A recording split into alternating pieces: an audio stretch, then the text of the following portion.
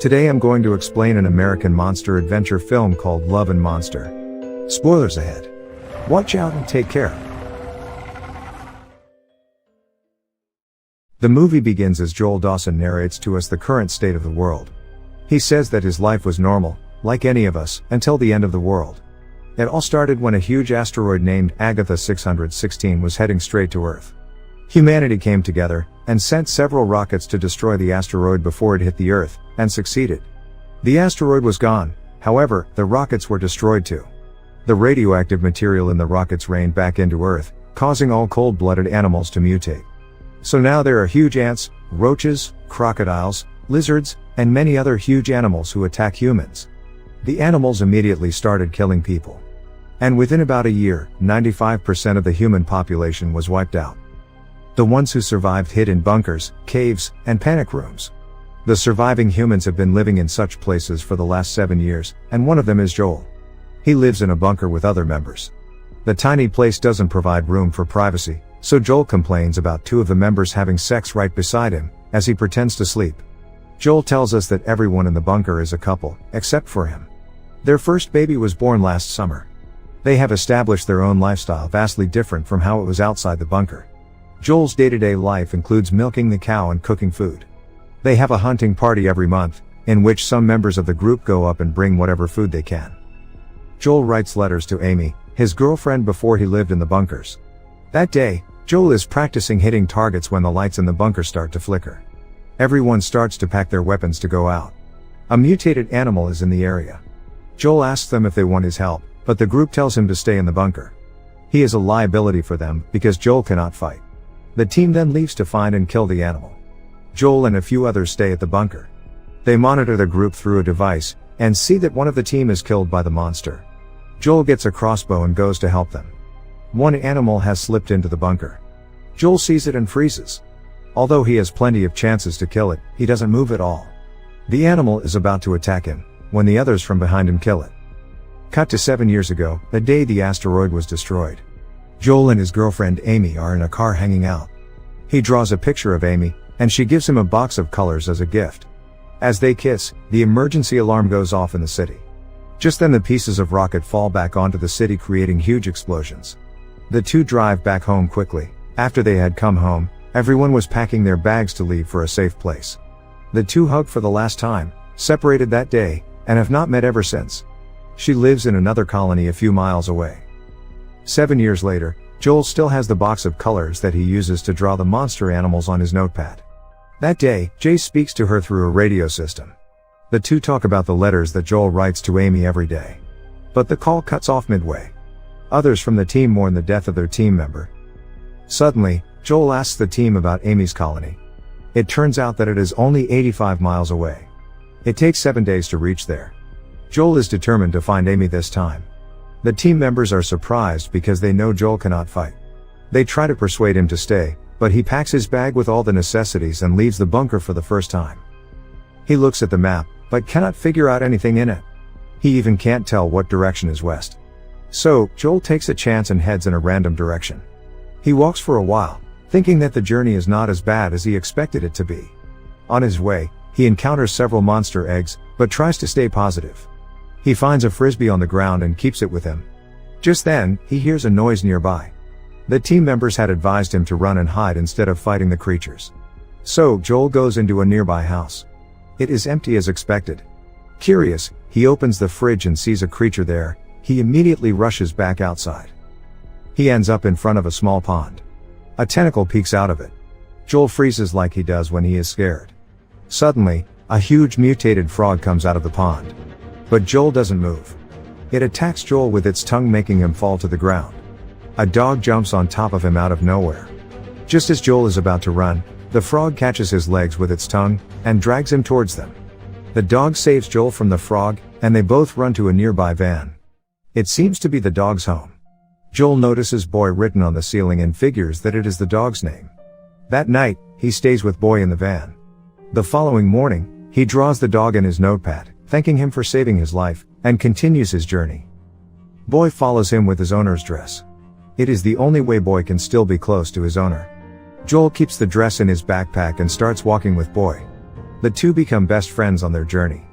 Boy protects Joel from eating poisonous berries and other dangers, while Joel tells him everything about his life. One day, as they walk, Joel falls into a pit. The pit has several burrows inside it. A worm monster called the sand gobbler comes out from one of the holes and attacks him. Just then, two survivors throw him a rope and bring him out of the pit. Several worm monsters attack him as he climbs up. The survivors are a man named Clyde Dutton and his 8-year-old friend, Minnow. Minnow throws an explosive in the pit and kills the rest of the monsters. As the two strangers continue their journey, Joel and Boy follow them for safety. It turns out that Minnow's father and Clyde's son were killed by a monster, and they have been together since then. The duo is heading towards the north now, where fewer monsters live due to the cold climate and higher elevation.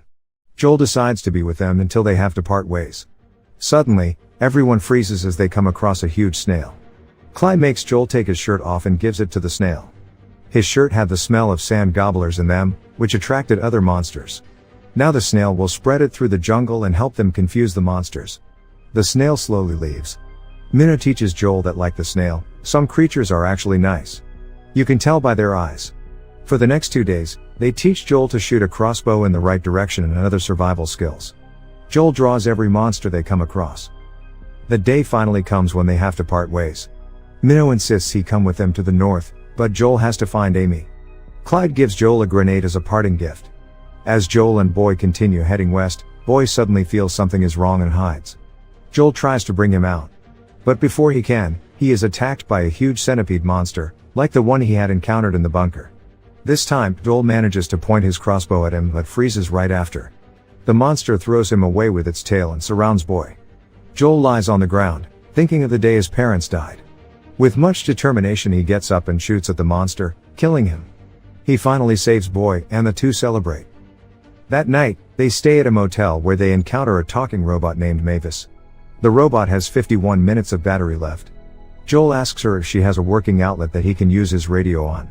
Mavis offers her remaining battery to him. Joel finally contacts Aimee, who is worried about him. She tells him that her colony is leaving for a new place very soon. They have found another group of survivors who plan to take them somewhere safe. Before she can tell him where they are going, the power runs out. Joel brings Mavis outside and talks to her about his feelings. The robot shows him the picture of his family through its database.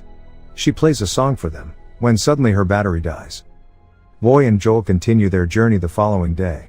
As they walk, they encounter a queen sand gobbler. Clyde had warned them about her being the most dangerous of them all.